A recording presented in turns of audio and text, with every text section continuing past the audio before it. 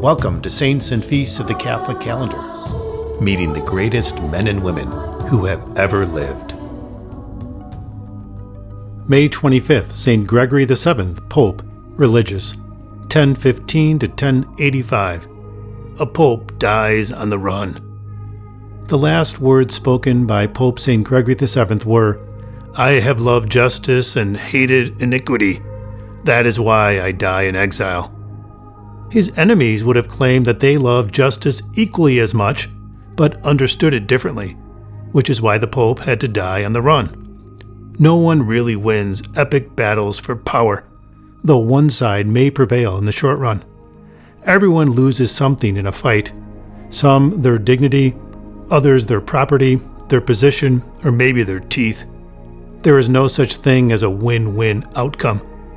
Pope Gregory VII was a scrappy fighter who boxed his powerful opponents for years. Yet he didn't fight for his own honor, wealth, or position, but because he believed that the Blessed Peter is father of all Christians, their chief shepherd under Christ, and that the Holy Roman Church is the mother and mistress of all the churches.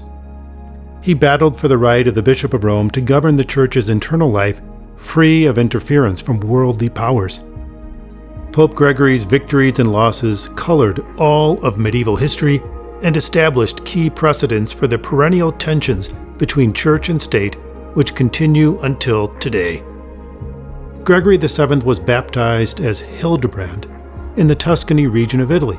He received an excellent education from Roman tutors, including one who later became Pope Gregory VI.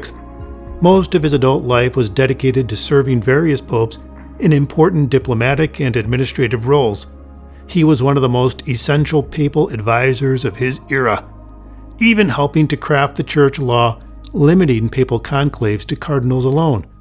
While still a deacon, Cardinal Hildebrand was chosen pope in 1073 by popular acclamation. He refused to be seated on the papal throne as the result of such an outlaw election and went into hiding. Not until a proper vote of the cardinals took place did Hildebrand accept his election as canonically legitimate. He was shortly thereafter ordained a priest and bishop, and then crowned Pope Gregory VII on the feast of the Chair of St. Peter, June 29, 1073. When Pope Gregory VII first sat on the throne of St. Peter and gazed out at the universal church, he did not peer through rose-colored glasses. Long first-hand experience of the world made him no novice, so he set about with great determination to implement needed reforms. His 12-year papacy would be one of the most consequential in history. Gregory first sought to carve out a space for the papacy to operate free from German meddling in its internal affairs.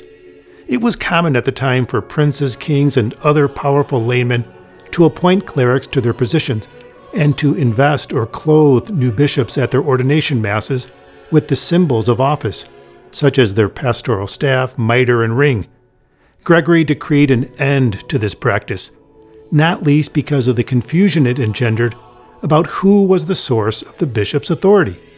But the lay investiture battle would continue for centuries, leading to recriminations on all sides, including Gregory's dramatic excommunication of Emperor Henry IV and Henry's deposition, and driving into exile of the Pope.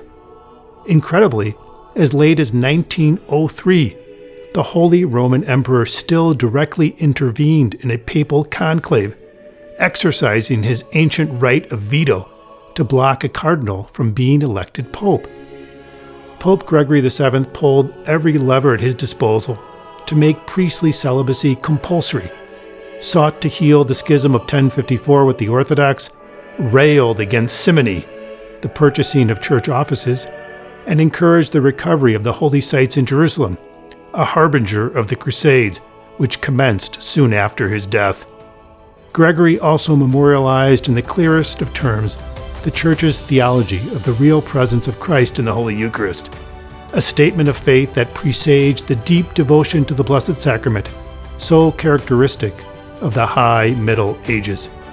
Long before the popes were known as Vicar of Christ, they were called Vicar of Peter. Pope Gregory VII was a model medieval pope above personal reproach, ambitious only for the health and freedom of the church. He represented both Christ and St. Peter well. Pope St. Gregory VII, may your earthly example and heavenly intercession sustain and inspire the leaders of the Church to act impetuously, to fight ceaselessly, and to forgive generously when confronted by forces inimical to the well-being of the Church. Amen.